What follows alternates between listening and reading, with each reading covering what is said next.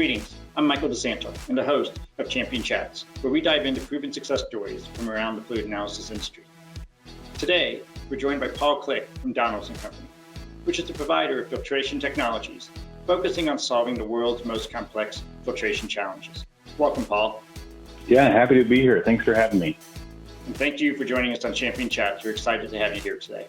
We're going to jump right into this. We've had a chance to work a lot together over the years. You've been to some of our customer summits. You've worked with us as Polaris Laboratories. Tell us a little bit about the importance of cleanliness of oil and how can somebody determine when oil might not be delivered to you in a clean enough fashion? Yeah, so that's the one misnomer in the industry. People think they're buying premium product, and often throughout the infrastructure, the oil or fuel or hydraulic fluid gets contaminated on its way to the end user.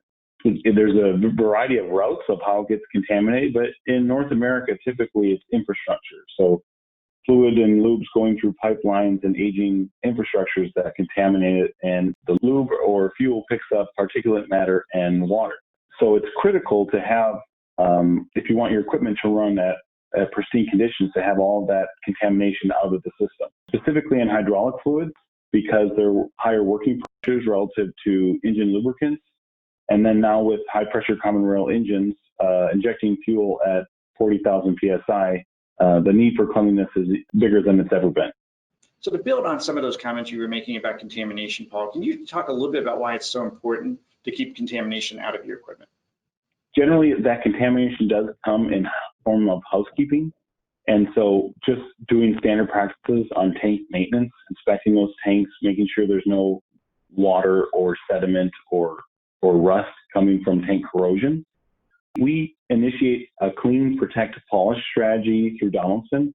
So typically we want users to filter their fluids upon delivery from their fuel jobbers, and then protect those tanks with breathers or dry air systems to eliminate windblown dust and moisture from ingressing into their infrastructure. And then the last and most critical point of filtration is filtering that lubricant right before it goes onto the equipment.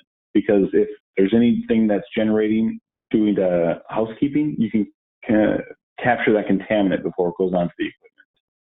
One of the other things that you've often talked about is overfiltration and overfiltering. What are some of the risks that are associated with that? So the most likely thing that happens with overfiltering is removal of your silicone-based anti-foam. So you're paying for a premium lubricant, and you're effectively stripping that additive out of there. Typically that happens when the viscosity increases and the lubricant is cold and you're using too tight of a filter, or you're filtering at too high of a flow rate. We have a pretty unique ratio of how to figure out what is the right filter for the right application. But in general, I would say for diesel fuels under 100 centistove, which diesel fuels normally 3 to 15 centistove, 4 micron filtration is kind of the key for new engines. For hydraulic fluid, a high efficiency 7 micron filtration is kind of what you're trying to achieve. And then with engine and lubricants, 25 micron filtration high efficiency is kind of the gold standard. And then those filters equate to the global standards. So 18, 16, 13 for lubricant, 16, 14, 11 ISO code for hydraulic, and 14, 13, 10 ISO code for diesel fuel. And how should somebody go about when they're looking at some of their filters? How should they strike the right balance when they're choosing their filter? So one, it's important when you're comparing different filter manufacturers to look at what they tell you that filter does. So filtration is a two-variable equation, effectively. Not getting too technical. You need to know what size particles that filter is going to capture. Typically, that's represented as a micron. And then you need to know how good of a job it's going to do. And a lot of times, filter manufacturers will call it a beta ratio, and that is a little confusing term, but it means the same thing as efficiency or percent.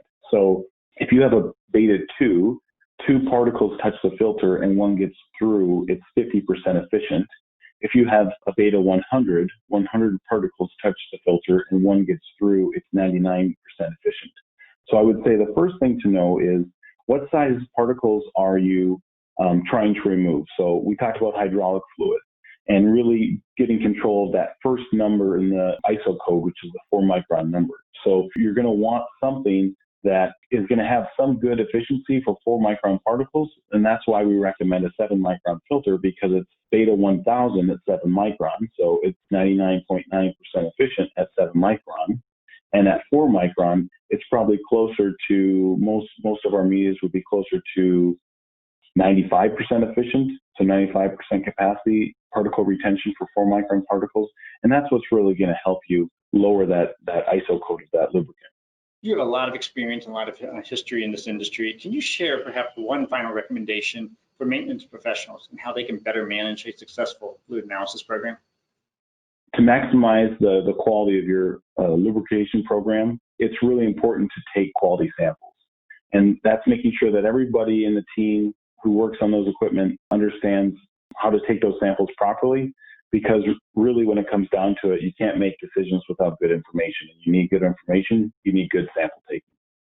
So Paul, today you've talked about the importance of understanding contamination, about overfiltering, about selecting the right filter, about making sure that you're pulling a good quality sample. Those are all great advice and great points to bring up to our listeners today. Thank you for joining us today on Champion Chat, Paul. Happy to be here. And for all of you, thank you for viewing Champion Chats. And to learn more about how companies are saving more of their equipment and increasing their uptime, visit us at polarislabs.com. See you soon.